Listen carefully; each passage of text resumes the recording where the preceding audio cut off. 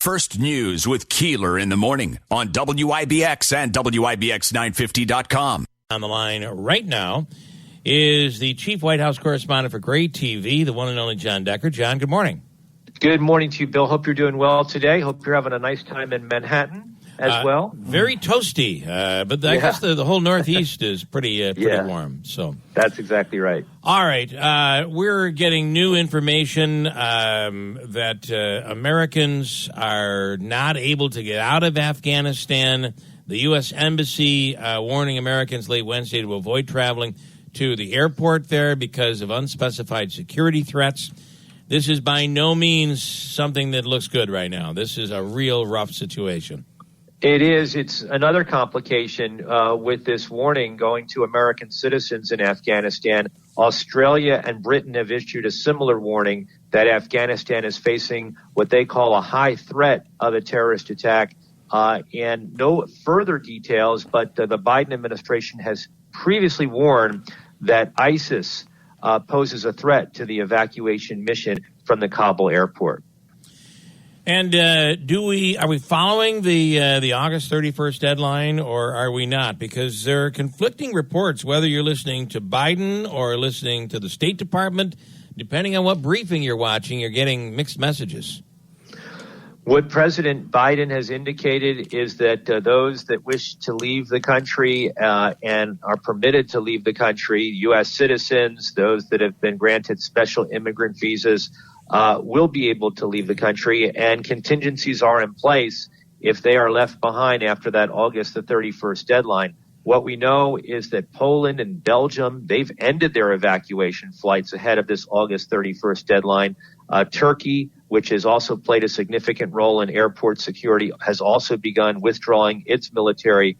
And there's 1,500 Americans that are still in Afghanistan. We learned that from the Secretary of State during his briefing yesterday. So, look, there's just about 5 days left until that deadline approaches, and the clock is ticking, and it makes it that much more difficult, as you mentioned at the very top of our conversation, when you have this warning about actually even traveling to the airport in Kabul to get out of the country to evacuate.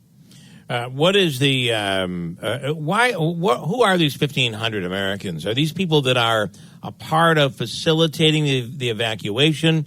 Are these people that just could not get to the airport, or people who've chosen to stay? It was not sort of broken down for us in any way in terms of who these individuals are. Typically, you're talking about individuals that could be civilian contractors. They could be individuals who are associated with the U.S. Embassy in Kabul, who have had difficulty because of those checkpoints manned by the Taliban in Kabul to get to the airport. But, the fact that we're talking about 1,500, that's pretty sizable. If you're thinking about, if it's a handful, you can have, U.S. Special Operations Forces try to, have a convoy to bring these individuals to the airport in a similar manner, by the way, that the UK has done with their people, and France and Germany have done with their people using those special operators. It's so much more difficult when you're talking about a number as large as 1,500. Switching topics, a federal judge in Michigan has ordered that Sidney Powell, Ellen Wood, and 7 other attorneys who filed a lawsuit seeking to overturn the 2020 presidential election be disciplined. The federal judge calling it a historic and profound abuse of the judicial process. Your thoughts as an attorney? Well, as an attorney, you can't say the type of things that you might say in a press conference in a courtroom, and you can't certainly, put in court documents information that is demonstrably false. And so this was a scathing opinion that was written by this federal judge, Linda Parker, 110 pages. She's ordered those attorneys to pay the attorney's fees for their opponents in the case, the city of Detroit and the state of Michigan.